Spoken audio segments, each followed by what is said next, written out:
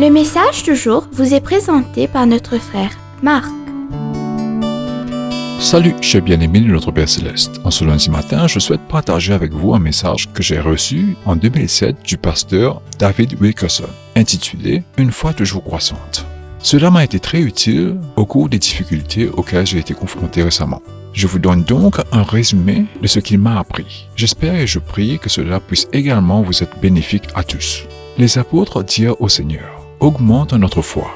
À voir Luc 17, verset 5. « Donnez-nous plus de foi ». The Message Bible. Bien-aimés, les hommes qui composaient l'entourage proche du Christ demandèrent quelque chose d'important à leur maître. Ils voulaient une meilleure compréhension du signification et du fonctionnement de la foi. Ils disèrent, entre autres, « Seigneur, quelle sorte de foi désires-tu de notre part? Donne-nous une révélation du genre de foi qui te plaît. Nous voulons saisir la foi dans sa plénitude. » Bien-aimés, en apparence, leur demande semble louable. Pourtant, je crois que les disciples ont demandé cela à Jésus parce qu'il était confus.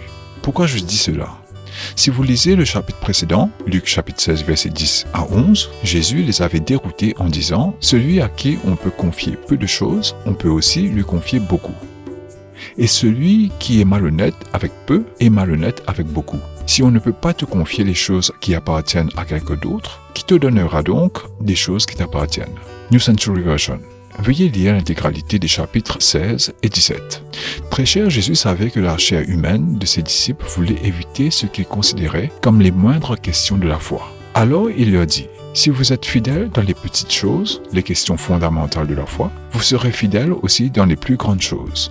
Alors, montrez-vous digne de confiance dans les exigences fondamentales de la foi. Sinon, comment peut-on vous faire confiance avec une mesure plus conséquente? Bien-aimés, si nous sommes honnêtes, nous allons admettre que nous ressemblons beaucoup aux disciples de Jésus. Pourquoi? Nous voulons également passer directement aux questions plus vastes de la foi, pour obtenir le genre de foi qui dépasse les montagnes. Et comme les disciples, nous jugeons souvent la foi par des résolutions visibles. Que Dieu vous bénisse tous mes chers. Nous continuerons demain. Profitez de votre journée en lui. Au revoir.